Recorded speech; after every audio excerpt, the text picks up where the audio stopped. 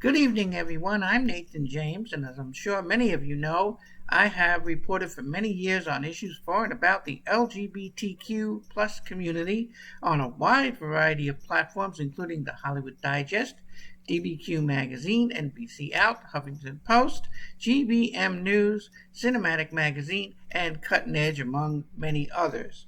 You've also heard my voice on the radio at WWRL 1600 AM in New York City, on Drinks with Jess, the Philadelphia podcast for the LGBTQ community, the Do Dirty Show, and Push Forward with Marshall Evans.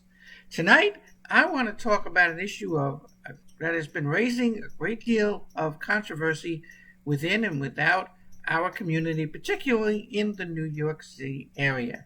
As I'm sure a lot of you are aware, the decision made by Heritage of Pride, the organizers of the New York City Pride March every year in the last weekend of June, has stirred up a great deal of debate because they have chosen to prohibit the Gay Officers Action League, or GOAL, within the NYPD from marching as a group in uniform from 2022 through 2025.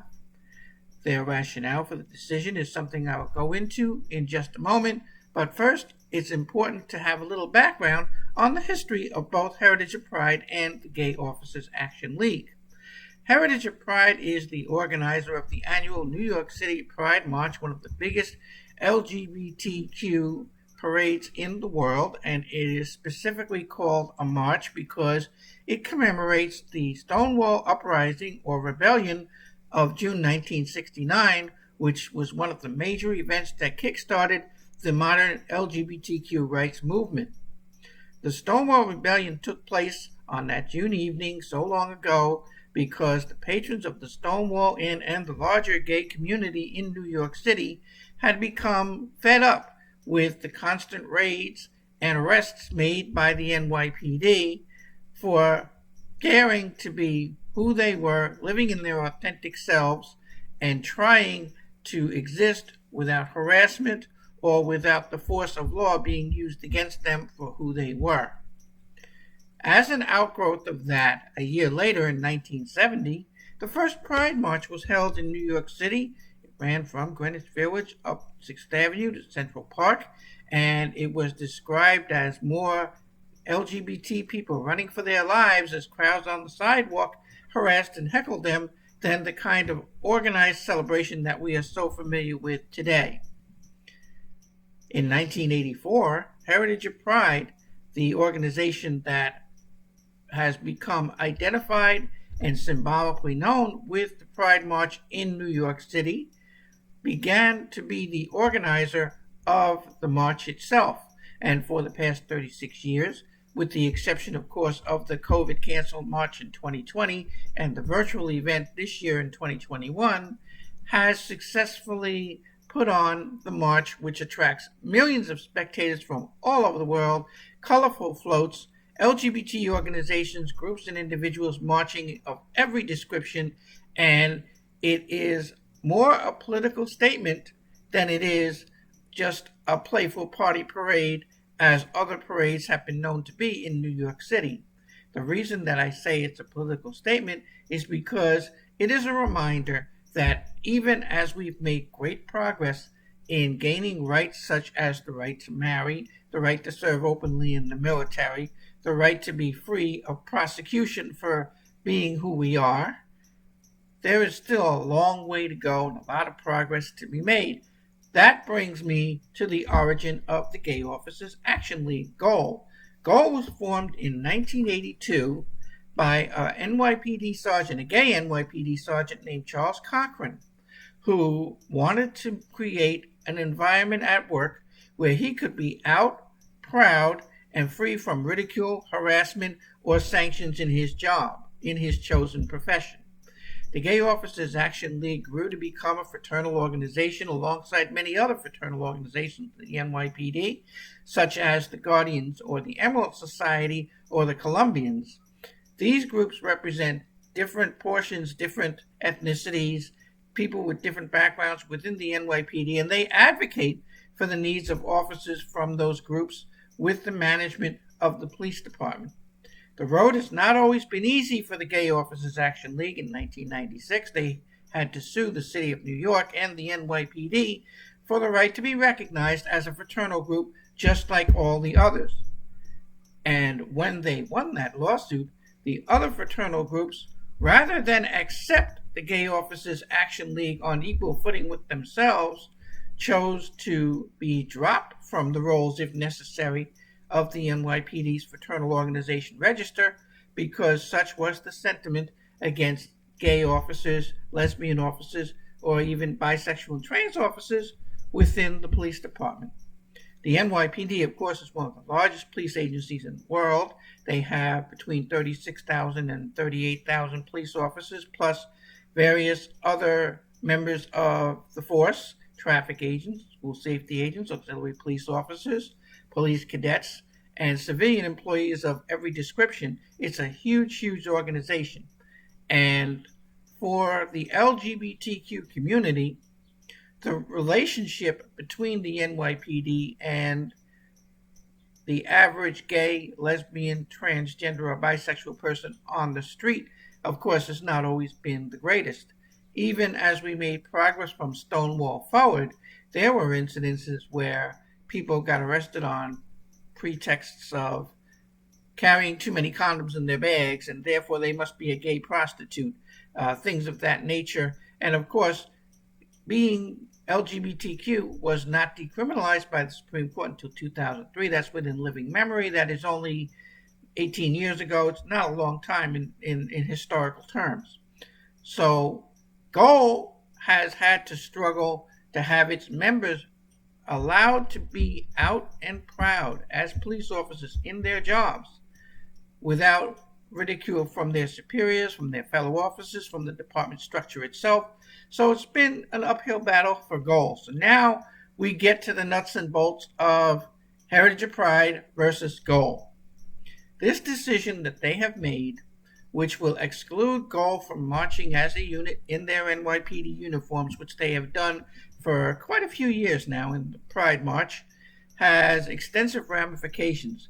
Heritage of Pride is justifying their decision on the not entirely unfounded basis that the relationship of the police with LGBTQ people and communities of color needs a lot of work. And this is, of course, abundantly clear. This has been a problem since time immemorial. We have seen videos and criminal cases and prosecutions of police officers that have outright murdered people of color who were unarmed, who were innocent, who did not justify the level of force being used against them. In other words, things that were absolutely indefensible. There have been many incidences where the police either failed to investigate attacks against the transgender community, for example, or slow walk such investigations, or ridicule LGBT victims, victims of gay bashings, victims of trans bashings, victims of attacks motivated by bias. So there's a lot of work to be done. I am not by any means implying that things are perfect, nor that we have come as far as we need to go. That being said, I will say for the record that I have seen the issue, I think, from both sides of the equation. I was an EMT in the New York City FDNY 911 system for many, many years. I worked alongside members of the NYPD at close quarters. I got a chance to see how they respond well to incidents. I've had a chance to see what happens when they don't behave as the professionals they are. I have also been outraged, as have many of you, by incidents like the Eric Garner killing. In fact, I was a march marshal for the Black Lives Matter March, which protested the outright execution, I'll use that word, of Eric Garner on a Staten Island street corner for the trivial offense of selling Lucy's. So now we get into the nuts and bolts of the issue at hand. What I'm saying here is I do not agree with Heritage of Pride's decision to ban the Gay Officers Action League from the Pride March for 4 years. While I agree that they have a legitimate complaint in that police officers, police departments around the country have not treated the LGBTQ community or black people, brown people, BIPOC, people of Native American origin, with the respect and the equality that they deserve, if there is to be any meaningful change in the way that organizations like the NYPD look at us in the LGBTQ community, that change is going to come from organizations like the Gay Officers Action League, who can facilitate it from the inside of the police department. These are men and women. These are our kith and kin, for lack of a better expression. These are our siblings in the LGBTQ community who, in their chosen profession, have to undergo a great deal of risk, because even in 2021, LGBTQ people are not as well accepted within the ranks of the police department as you might expect. They have to fight for the right to be open and free in their identity, just as any other organization would expect the department to view their members. I also think it is counterintuitive for Heritage of Pride, which ostensibly represents all the members of the LGBTQ community in New York and in the world at large, to say to a group of LGBTQ people that because of your chosen profession, because we feel that you make members of the rest of the community uncomfortable by your presence, that you are not allowed to be a part of one of the most important days in the LGBTQ calendar. I think that's counterintuitive for a number of reasons. Number one, our community gets attacked by the rest of the world on a regular basis, and they do not care what job we perform, what color we are, or what uniform we wear if we're in uniform. Number two, 28 states in the United States right now have either passed or have pending anti-LGBTQ legislation, which is going to further erode the rights for which we have fought and struggled so hard, and that includes the work of the members of the Gay Officers Action League.